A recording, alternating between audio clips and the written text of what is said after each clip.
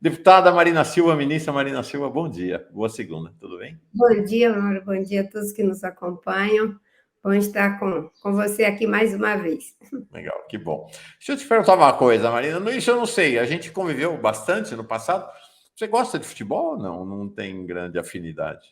Olha, eu tenho um marido que ama futebol, Ah, é? mas eu sou aquele típico torcedor de Copa do Mundo, sabe? Tem palpite para hoje? Olha, eu estou insistindo no mesmo palpite, porque realmente eu estou com essa de 3-0 e em algum momento eu vou acertar. Legal, eu tô mais maneiro, assim, tô com 2-1. Deixa eu te perguntar uma coisa. Antes de falar, vamos falar, claro, sobre a questão ambiental. Mas eu queria te fazer uma pergunta, pensando como política, né? Como alguém que foi, quem sabe, talvez venha a ser mais adiante novamente candidata à presidência, ou seja, pensou a política no seu aspecto mais geral, mais global, a política brasileira e mesmo internacional. Para você, deputada Marina Silva, qual é a relevância da gente estar instalando, a partir de 1º de janeiro, estar construindo no país nesse momento, um governo de frente ampla? Qual a sua visão sobre isso? Acho que tem muitas questões envolvidas, muitos significados e significações em um governo de frente ampla, claramente de frente ampla, depois da reconquista da democracia, depois de um longo período de revezamento entre PT e PSDB no governo, e isso é para além daquilo que a gente pode imaginar de que essa frente ampla se constituiu numa emergência, que na verdade foi, mas tem componentes para além disso. Nós temos aqui o que eu consigo perceber, Mauro, é uma espécie de segunda chance. Uma segunda chance que, infelizmente, no passado, nós não tivemos condições de construir uma relação entre a esquerda e o campo mais de centro-esquerda, de centro-direita, que seria muito importante para o Brasil após a reconquista da nossa democracia. Nós tivemos um período de polarização, essa polarização não foi boa para a democracia, para as políticas públicas, ainda que tenhamos feito muitas coisas boas durante esse período. A estabilidade econômica, a estabilidade que foi conseguida nos governos do PSDB e que permaneceu, sobretudo, nos governos do presidente Lula, as conquistas sociais do governo do presidente Lula, mas acho que a gente teria avançado mais se tivesse estabelecido um diálogo mais profícuo entre PT e PSDB. Mas como o Fernando Henrique mesmo dizia, né, que os dois ficavam disputando entre si para ver quem liderava o atraso. É claro que não foi só atraso, eu já falei, né, das políticas sociais do PT, que foram políticas estruturantes, os ganhos que se teve em várias agendas de direitos humanos, de meio ambiente e outras que poderíamos citar, inclusive da continuidade das políticas econômicas, aprofundando essas políticas econômicas. Mas chegamos a uma situação limítrofe, que é essa quase que derrota da democracia, com um estrago terrível das instituições públicas e das políticas públicas. Agora é uma segunda chance. A sensação que eu tenho é como se a gente tivesse virado tipo uma argila meio endurecida e a gente foi umedecido novamente pela possibilidade do diálogo, da conversa, e agora a gente pode pegar essa argila política, essa argila democrática, essa argila do diálogo e moldar uma outra coisa, um espaço, um ecossistema político, onde a gente perceba que cada sujeito político, cada organização política do campo democrático é importante, porque quando a coisa fica difícil, a gente precisa de todo mundo. E se a gente descobriu isso agora, vamos entender o seguinte: é importante que o PSDB tenha vindo apoiar o Lula. Não digo, enfim, com seus quadros mais recentes, mas o PSDB clássico, né? O Zé Histórico. Aníbal, histórico, o Zé Aníbal, o próprio Fernando Henrique, o Serra, enfim, o Tasso Gereissati, não é? todos os quadros históricos do PSDB apoiaram o presidente Lula, inclusive apoiaram Haddad em São Paulo, que é um quadro que foi fundamental na vitória do Lula em São Paulo, ainda que ele não tenha ganho a eleição. O papel da Simone Tebet no segundo turno, eu tive a felicidade de poder também contribuir política, democraticamente falando, né? Politicamente, programaticamente e eleitoralmente. Então, tivemos a sabedoria de ganhar numa frente ampla, é preciso mais sabedoria ainda para governar numa frente ampla e criar um novo ecossistema político, onde a gente possa estabelecer consensos progressivos, onde se tem uma agenda estratégica, que todo mundo persegue essa agenda, sem eliminar as diferenças, inclusive, né, possíveis disputas. Aqueles que têm projeto político, é legítimo que os tenha, e que a gente saiba separar, não é, essas disputas políticas que são conjunturais daquilo que é estrutural para o país em educação, economia, meio ambiente e, sobretudo, combate às desigualdades sociais, que são duas agendas, meio ambiente e combate às desigualdades, estruturantes para o nosso país. A Célia Soares diz assim, aqui com a gente todo dia: amanhã, ódios aplacados, temores abrandados, será pleno, a música. Marina, exemplo de reconciliação. Achei essa sua fala, Marina, essencial, porque a gente acaba sendo meio moído pelo cotidiano das coisas, então não tem o distanciamento necessário, às vezes, para entender o tamanho do processo histórico que está à nossa frente. E acho que você ajusta a lente para nós aqui, para sair desse cotidiano, né? É Lira, é Pacheco, é negociação aqui e ali, para entender esse processo, né? Você fala de um... Olha, achei muito forte essa sua expressão. Nós estamos diante da possibilidade de um novo ecossistema político. Portanto, nós estamos diante da possibilidade de uma verdadeira revolução pacífica na política brasileira, né? A política, o pessoal diz que a política é a arte da guerra, né? Mas a política, ela tem uma dimensão. Quanto mais feroz, menos dialógica e mais pautada pelo ódio ela se aproxima do que é uma guerra, e quanto mais dialógica, quanto mais pautada pela sabedoria, ela se aproxima de uma boa roda de conversa, em que há disputas numa roda de conversa, mas prevalece os sentimentos de afeto, né? De afeto relevantes, né, para o país. Legal. Sim, legal. Com certeza. E eu acho assim que, sem querer romantizar as coisas, mas é fundamental que a política seja vista como um espaço de construção de consensos progressivos, que eu tenho insistido, né? É preciso que a crítica ela seja livre, é fundamental isso, mas que ela seja também construtiva. Acho que o tempo da crítica destrutiva, de ficar olhando alguma ingresia, como dizia nosso saudoso Eduardo Campos, para poder malhar, em lugar de também procurar aquilo que são as sinergias, para que a gente possa fortalecer e aprofundar.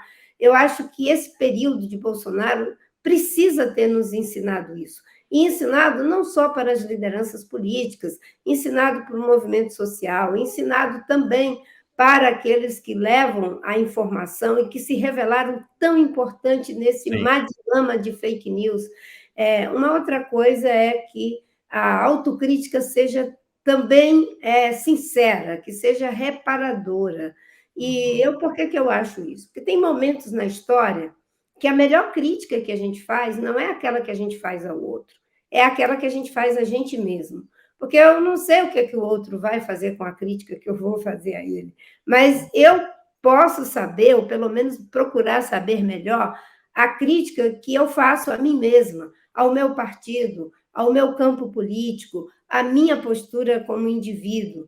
E eu acho que no campo democrático a gente precisa, né, fazer esse olhar para nós mesmos, do que foi que nós erramos. A Hannah Arendt coloca naquele capítulo fantástico da condição humana, né, sobre a força do irreversível. O que já aconteceu é irreversível, nós não conseguiríamos mudar, mas nós podemos ressignificar essa experiência. E aí ela traz um outro elemento, né, que é fundamental. Ela diz que, diante do imprevisível, porque temos um momento de imprevisibilidade, o que sustenta o imprevisível, o que nos dá um chão para que a gente não caia na vestígio, não fique, enfim, próximo ao abismo, é o valor da promessa, aquilo que sustenta. E qual é a promessa que nós temos? É de um país que seja, né, democrático, que aprofunde, democratize sua democracia, de um país que combata as terríveis desigualdades contra as mulheres, contra os pretos, as populações indígenas, a população LGBTQIA+, um país que seja capaz de mudar o modelo destrutivo dos nossos recursos naturais e dos nossos povos originários.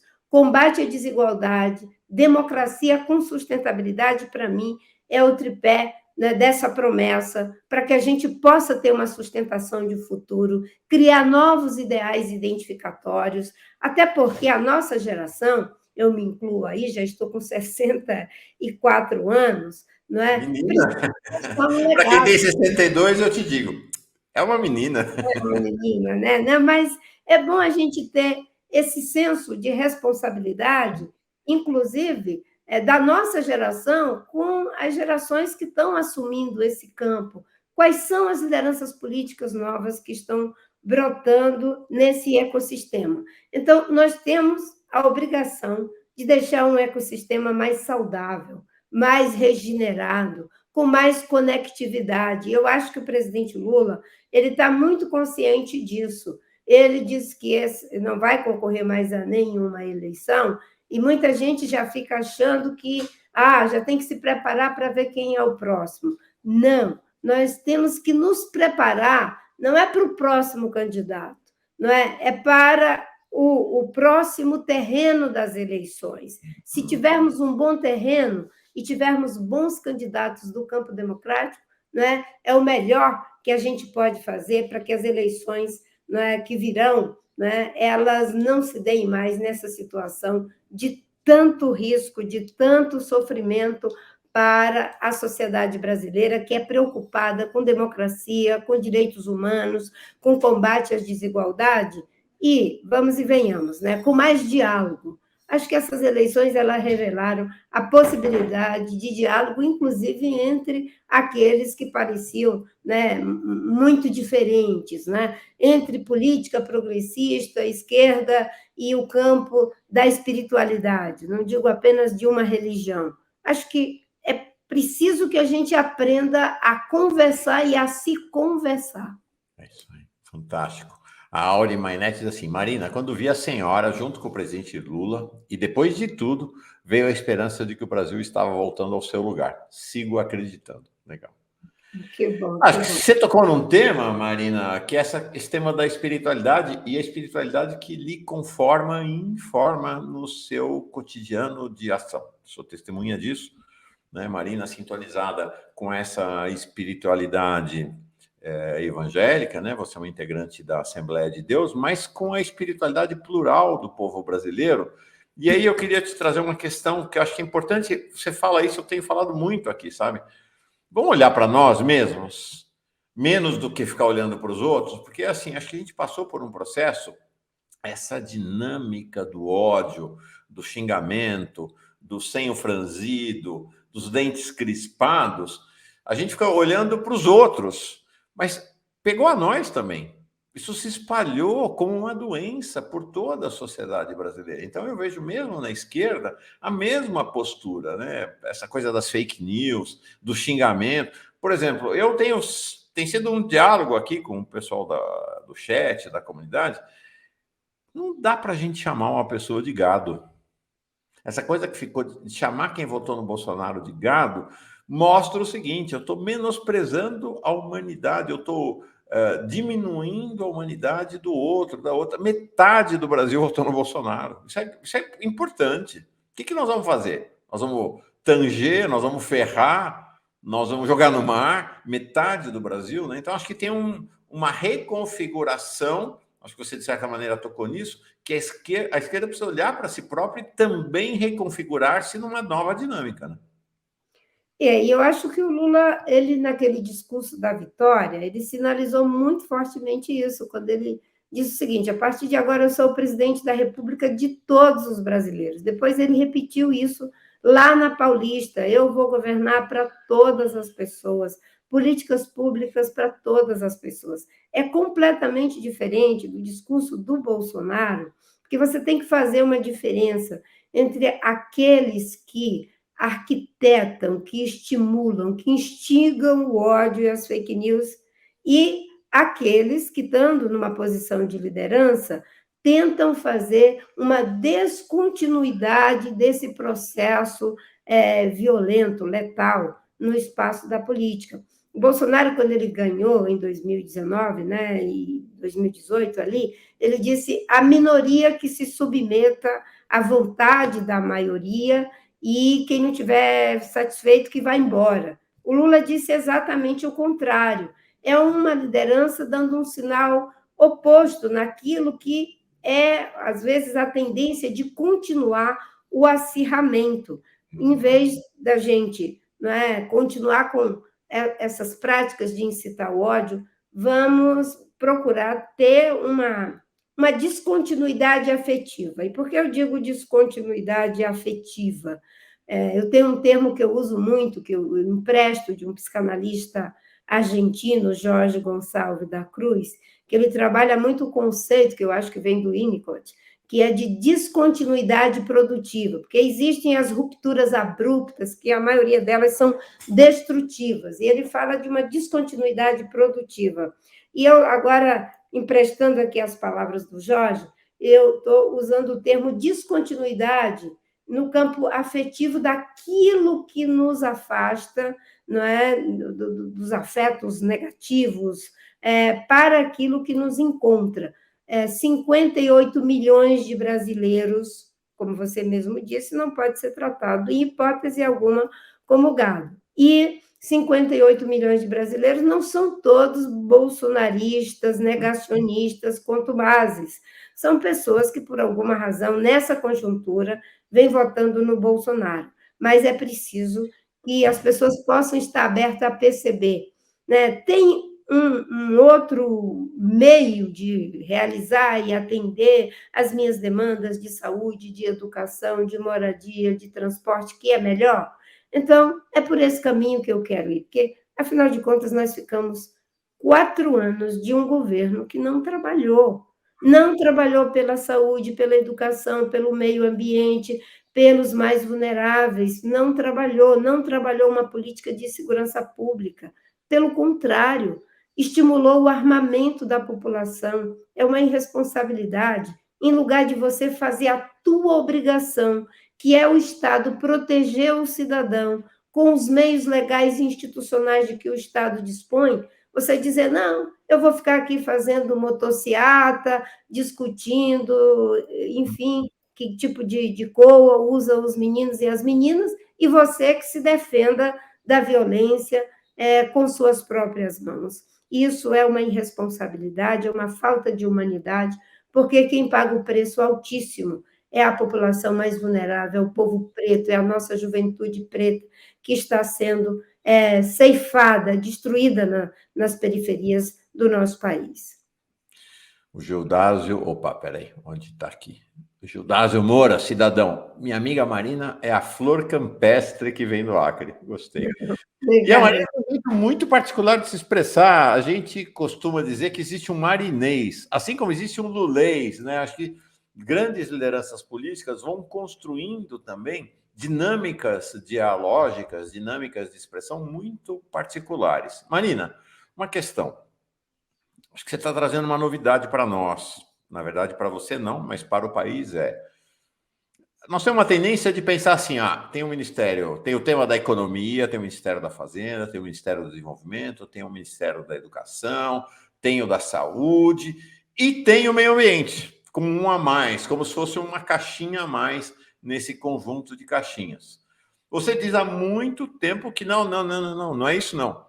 A questão do meio ambiente ela é absolutamente transversal e ela é uma maneira de conceber, de pensar o mundo, o planeta, o país e tudo, a economia, a sociedade.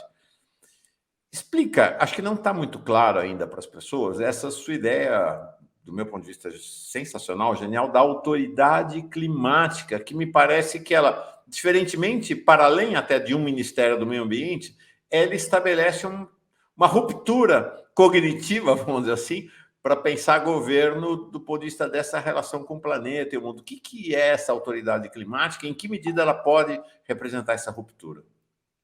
Olha, nós vivemos num mundo em que talvez uma das crises mais graves, mais dramática, é a crise ambiental global que o mundo está vivendo, sobretudo com o problema da mudança climática, mas também da perda de biodiversidade, de desertificação, que todas essas duas outras questões são agravadas em função do aumento da temperatura da Terra.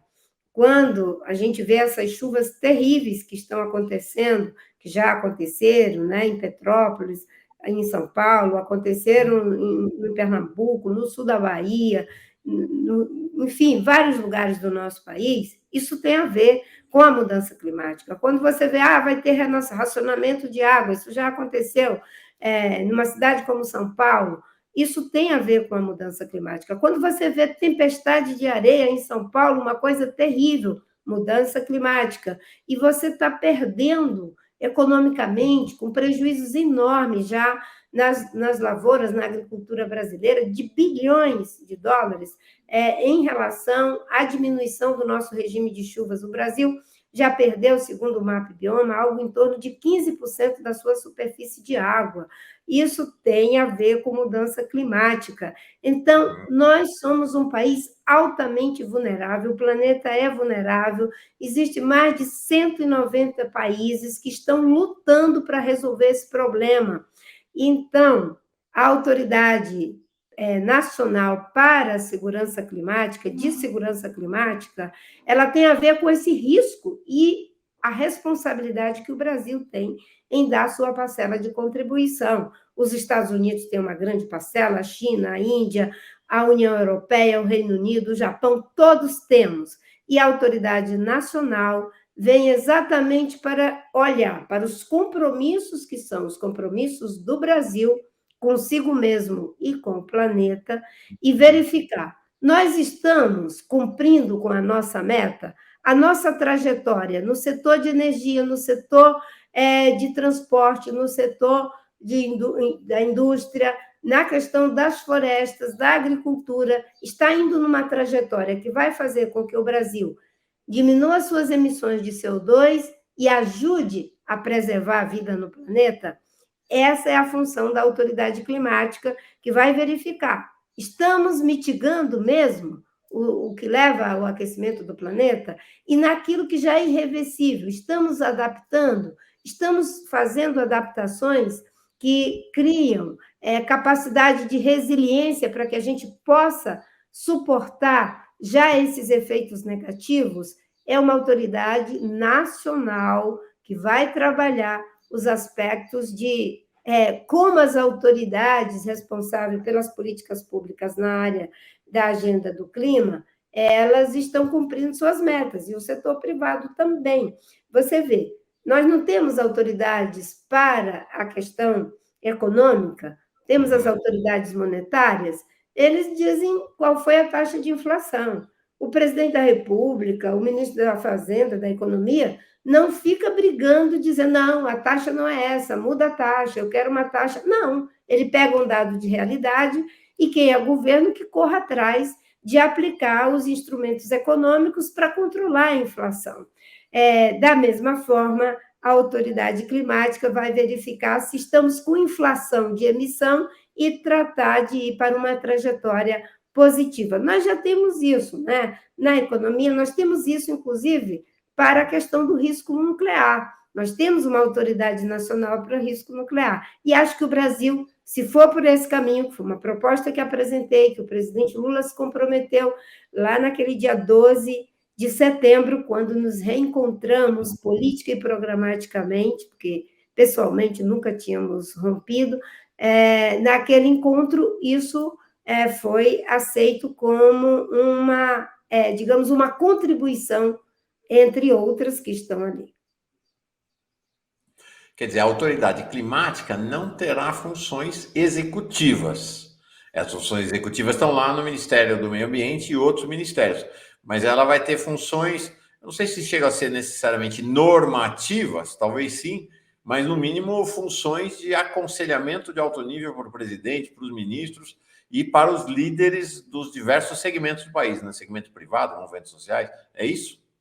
Ela tem um aspecto, digamos assim, de diagnóstico, isso com certeza, tem um Tá. aspecto, inclusive, de ciência, porque envolve também apresentar processos de modelagem, né? Se você olha na trajetória que nós estamos indo, você cria modelos para poder exemplificar o que pode acontecer daqui a 5 anos, daqui a 10 anos, né? Ou o que não pode acontecer. Nós temos uma meta, por exemplo, de chegar a desmatamento zero em 2030. 2030 está bem aqui, não é mais nem bem ali, é bem aqui. Essa autoridade ela vai ficar o tempo todo alertando os gestores públicos de que a meta precisa ser alcançada.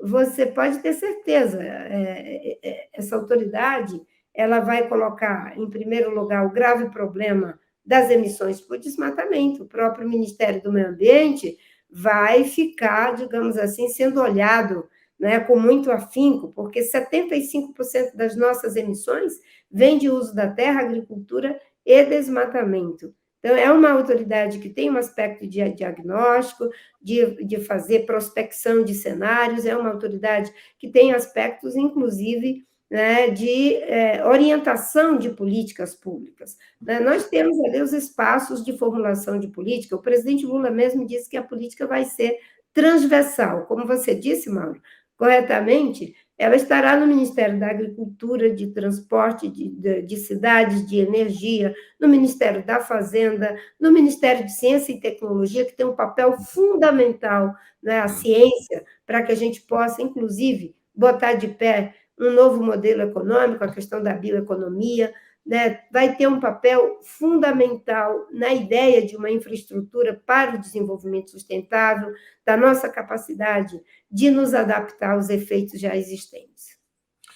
Estamos caminhando para o final da entrevista, tenho ainda duas questões, e aí vou te deixar claro, com liberdade de fazer as manifestações que você considerar relevantes para nós. A primeira a gente fala, virou um lugar comum, deputada Marina Silva, dizer que o governo Bolsonaro foi um desastre, de que destruiu o país, e aí a gente sempre olha para a pandemia, para a economia e tudo, mas isso é uma frase geral. Outra coisa é examinar de fato o que aconteceu. E vou te dizer, fiquei muito impactado com a entrevista coletiva que vocês deram do grupo de transição do meio ambiente. Eu tinha essa ideia geral da destruição, mas o que vocês apresentaram lá me deixou chocado. Eu não tinha ideia de que o nível de destruição era daquele tamanho. Realmente, fiquei impressionado. Sim. É pior do que a gente já imaginava, e só para você ter uma ideia, de 1º de novembro até o dia 16 de novembro, que foi quando foram feitos os levantamentos, nós tivemos um aumento das queimadas de mais de 1.000%, acho que 1.200 e poucos por cento, né? Um dado que demonstra que os criminosos eles estão aproveitando o período da completa ausência de políticas públicas no governo Bolsonaro, na área de meio ambiente. E só não é pior pela ação corajosa das instituições públicas, como o IBAMA, ICMBio, o INPE, que faz os diagnósticos. A gente estava, digamos assim, vivendo um período em que os órgãos de gestão, os órgãos de fiscalização e de monitoramento, todos iam sendo pressionados, esvaziados de recursos financeiros, né, de recursos humanos e ainda com uma forte pressão política.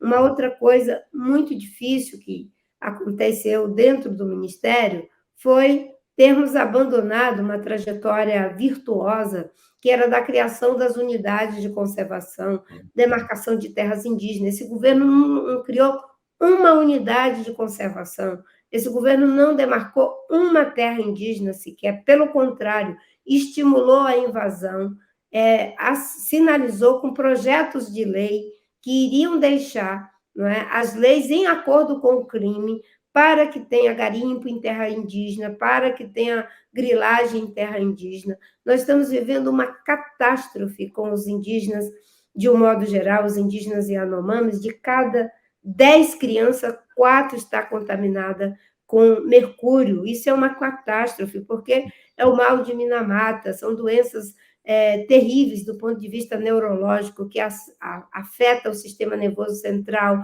a visão, a audição, a capacidade cognitiva.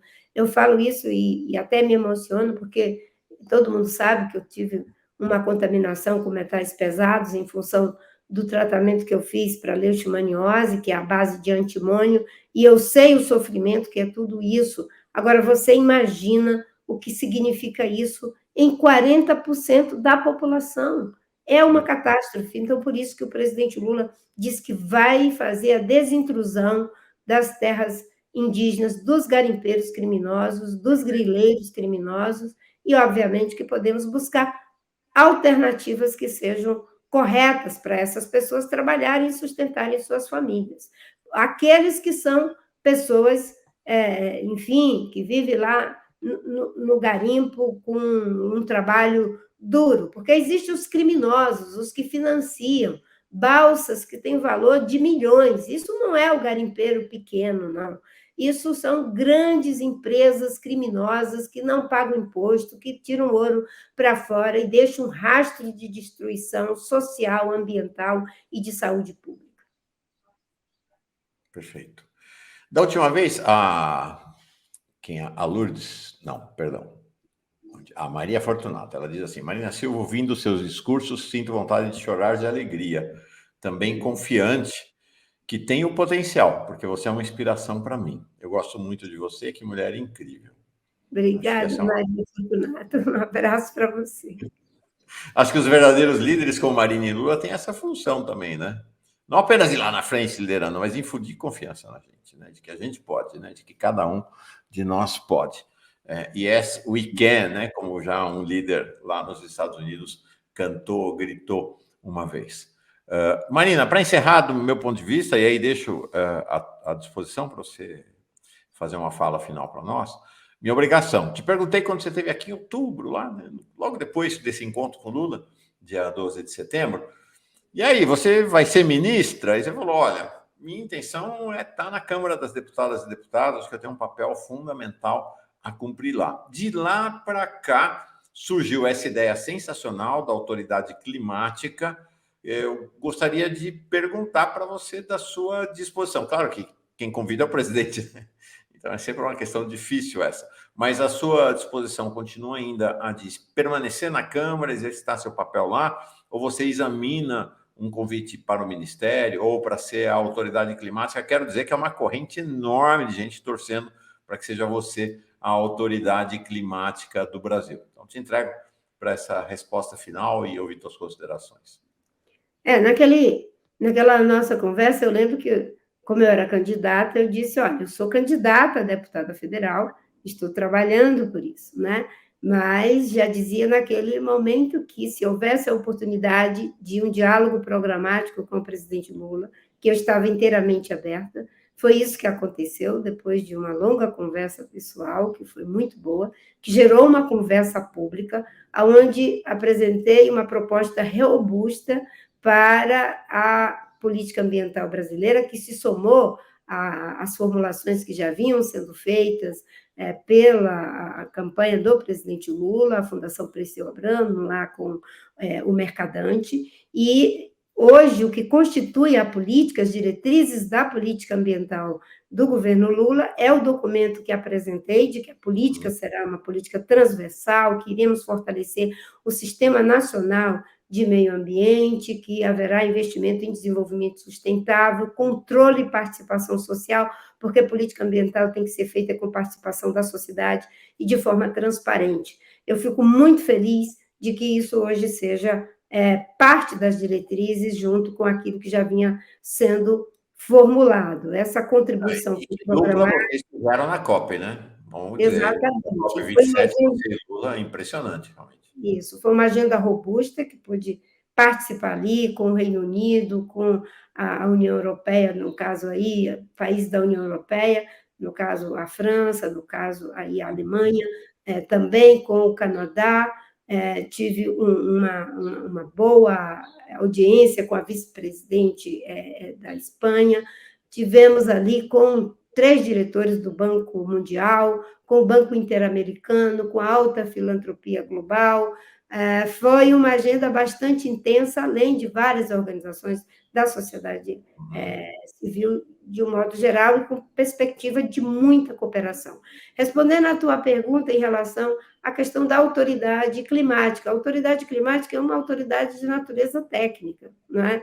Eu sei que eu entendo muito de meio ambiente, naquilo que é a vivência, mas eu sou também uma figura política, e você não tem o ministro da Economia dizendo ele em si, foi aqui que eu, com a minha assessoria política, decidi qual é a taxa de inflação.